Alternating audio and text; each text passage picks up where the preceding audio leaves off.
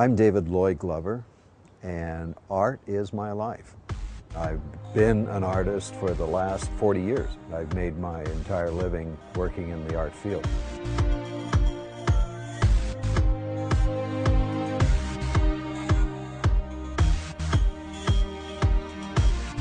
When people ask me what my style is, I usually describe it as vivid impressionism, and that's because of the color palette that I use.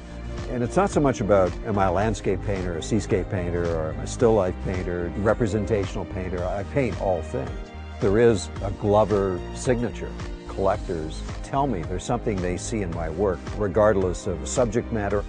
They recognize my use of vivid colors, and there's a real resonance that they feel when they view one of my paintings, and particularly when they own one of the paintings. It has real emotional impact to them.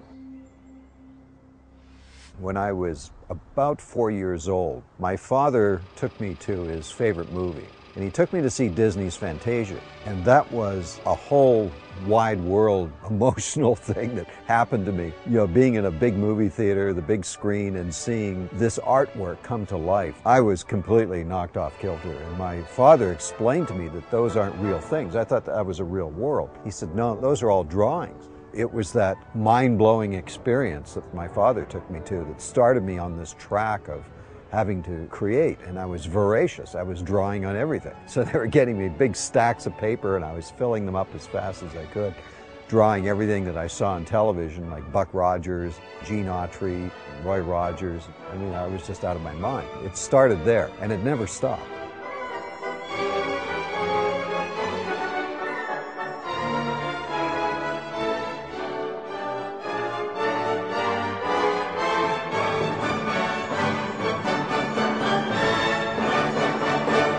I'm always thinking of the person who is going to view the painting and what perspective they're going to have on it, particularly if they're going to be the owner of that painting. It becomes their personal possession and therefore their personal vision.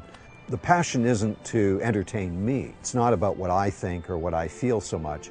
I think about what it would affect somebody else and how I could deeply impact their psyche. I want to bring out human emotions in a way that is calming, serene, exciting. If it's a brilliant sunset or something, it's all about emotion. So that's what paint is. My paintings are really expressions of emotion.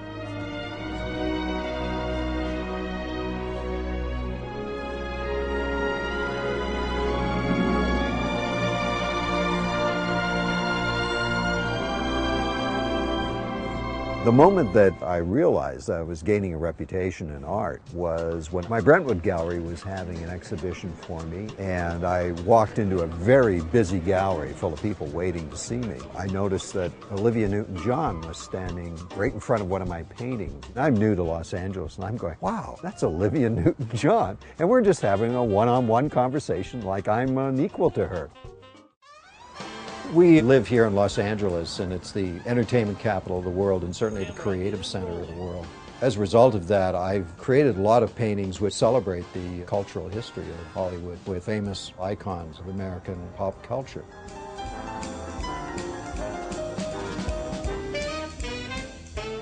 I did a painting of Django Reinhardt. He was the famous gypsy European jazz guitarist from the 1930s and 1940s. Anybody who plays guitar, that is his hero, because there's just nobody else like Django Reinhardt. I finished the painting, I took it in, and the gallery director said to me, dude, that's a great painting, but I don't know who the heck that is. Along comes Kim Campbell, Glenn Campbell's wife. She took one look at this painting, went, oh my God. And she ran back down the street, grabbed Glenn Campbell out of another store, took him up to the gallery and said, Glenn, look at that. And of course, that was it. He fell in love. That is his hero. Glenn Campbell is one of the greatest guitarists in the world ever. His hero is Django Reinhardt. So Glenn Campbell bought the painting.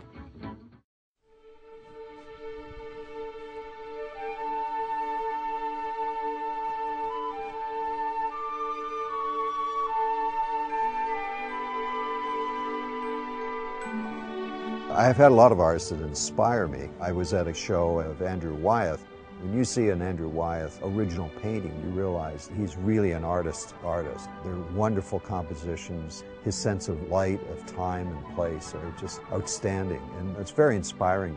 Another artist is John Sargent. Although he was a portrait painter of great renown, he was also a wonderful impressionist painter who had great facilities to paint just about anything. His ability to capture a place and time was just outstanding. He would pride himself in painting a whole string of pearls with essentially a single brushstroke. I grew up in a city called Victoria in British Columbia. I lived 6 doors down from Emily Carr, and she is probably one of the greatest impressionist painters that ever lived. And certainly in the realm of women painters, Emily Carr inspired Georgia O'Keeffe. And here I'm literally 6 doors down from her studio. The impact of seeing her work completely floored me. Her paintings were just unbelievable. For the way an artist thinks and how an artist approaches his life, I turned to my mentor, Sid Barron, who became, over the years, what's considered a Canadian national treasure in the world of art and published art. He and I became friends when I was about 18, I think, at the time, when I first met Sid. And I went to meet him at his studio, and I went down the hallway to that studio door, and it's blank, glass window, rapped on the window, door opens, and this guy who looked like Art Carney from the Honeymooners looked at me and he said, "Huh? What do you want?" And I said, "Well, my name is David Glover and I'm an artist and I really wanted to meet you and whatever." And he reached out and he grabbed me by the shirt and pulled me inside and said, "Get in here," and closed the door. And he said, "Now what was that again?" At first he was a little shocked because nobody would ever come to his door. He was a recluse. But shortly thereafter we became fast friends and we became friends for years. And he really was my artistic mentor. He was not an artist who was telling me how to do things technically. It was really about philosophy, and it was about life experience. Sid prepared me for the rejection and sharing his life experience on what it's like as an artist to present your portfolio and constantly being rejected. And for me not to lose heart, expect to be rejected was what he would tell me. You make 10 presentations, you make 20 presentations, but eventually somebody will say yes and you'll be accepted. His guidance is what propelled me to pursue my career professionally.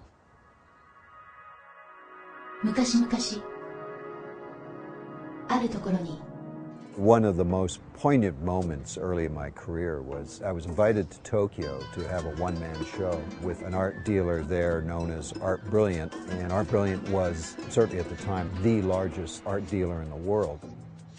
I went to an exhibition where it was kind of beyond description. There was over 850 people. The pomp and circumstance they put on, a ceremony of having an artist there live and in person, to them was really something big. At that show, I was sold out that evening, and it was just over 100 original paintings. I realized I had an awful lot of work to do because I signed an exclusive contract for Asia that went on for the next 17 years. Although it was very difficult to perform at such a high level for so many years, the result to me was that there really isn't anything that I can't do. Living in Southern California gives me the inspiration of light and atmosphere, but my broad, vivid landscapes that I create are from my memories of where I grew up in British Columbia. Those images live with you forever. When I want to create a stunning wilderness landscape or a mountainous lake, I go right back to when I was young.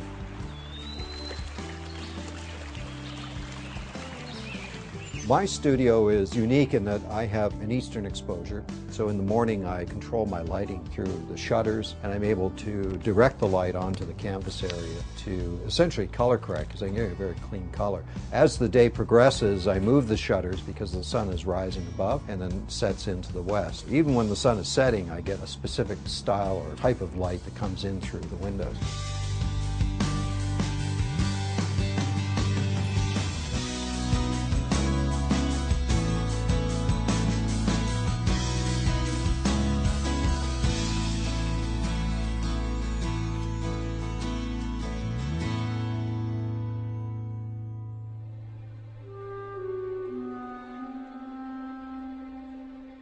When I have one of my paintings sold, I never really know whether the same emotions and message that I'm trying to impart in this painting actually transcends to the collector. It's the human part of us that perceives what we see and what we feel as art, because we can go to that extra level, and there it becomes art. My inspiration will come from some emotional and visual impact, and then I will express it in my paints, in my mediums. I want people to see the remnants of the artist. I want them to see a piece of art.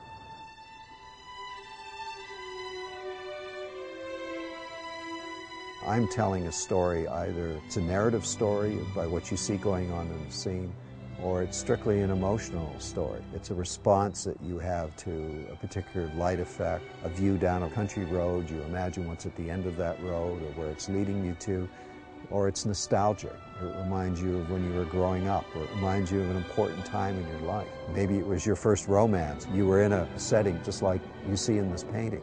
So it touches this on a very base level. Art is something that chooses you. Your ability to create in any kind of medium just comes innately, and it starts when you're very young. Certainly in my case it did. You feel this need to create all the time, no matter what you're doing. But it's not something that I think that you decide one day, you wake up and say, okay, let's go to school and be an artist. It has to come from within. Art is something that's always in your left ear telling you, yeah, it's time to paint. It's time to paint, David. You kind of follow the direction that all forces are leading you in. I have done other things in my life, but art is always the mainstay. It has been a constant in my life since I was 4 years old, and it's a constant today. Everything I do in my life revolves around creativity.